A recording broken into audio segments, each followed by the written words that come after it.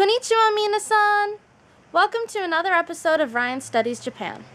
Today is all about going through the process of studying abroad. Your first step is to pick a country to study in. If you can't pick just one, try and narrow it down to 2 or 3 that interest you. Step 2 is to look at all of the programs offered. Now, you can study abroad when you're in high school, during college, or even after you've graduated college. And I'm also pretty sure there's some programs out there that cater to people who haven't attended college yet. But since I'm going through college, I don't know much about the high school process, but I've included a link for a program that does cater to high schoolers.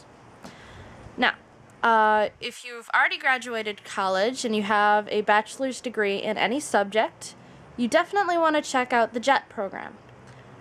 This offers positions as assistant language teachers and such to people who have a bachelor's degree. Now, if you're currently going to college and you would like to study abroad for a semester, your college generally has an international studies department or study abroad department. You should be able to find a link to it on your college's website or just ask one of the teachers. Now, different colleges have different requirements for allowing students to enter certain programs. I'm going to a state school, so I had the option of going through a program that another state school from my state had set up internationally, or I could choose any program that catered to international college students. I have a friend who went to a private college, and she was forced to go to the sister school if she wanted to study abroad in certain countries. Now, this is not true for all colleges, and it may have just been that college, but it is something you should look into. Below is a list of schools for Wisconsin students. There may or may not be a similar list for students in other states. Now, after you've found a list of programs, you should go through and read up on what all of the requirements are to apply. Certain schools require that you be studying and majoring in certain subjects, or that you have to stay for a certain amount of time. I personally only had a semester that I could study abroad, so I needed to find a program that would let me stay for only a semester. Some schools only want students that can stay for the full year.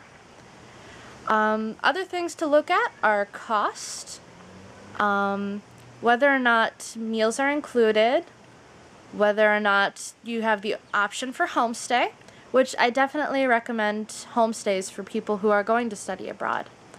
I have not experienced a homestay myself yet, but my family has hosted students in the past, and they have very much enjoyed it.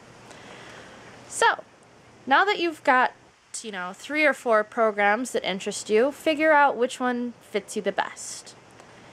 Make sure that you fit the requirements and send out your application. If your college does have a study abroad center, they should be able to help you make sure that you have all the paperwork filled out. But the responsibility lies on you to make sure all the forms make it in by the deadlines.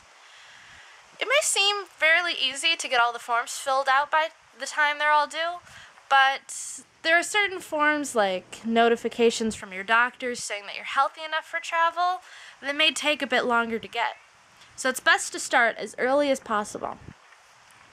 I was hoping to get all of my forms done in a month, and I ended up finishing them, 2 or 3 weeks before they were due. Now, that's not to say that you can't rush through it, but life tends to get in the way, and it would be horrible to go through all that work only to find out that you missed the date and aren't able to apply. Now, worst case scenario, if you do miss a date, some colleges are still willing to accept it, but at a large fee. So, yeah, don't always count on it, though. But once you've decided on the program and once you've filled out the forms, it's all in the hands of the admissions committees to say whether or not you're able to go abroad. Yeah.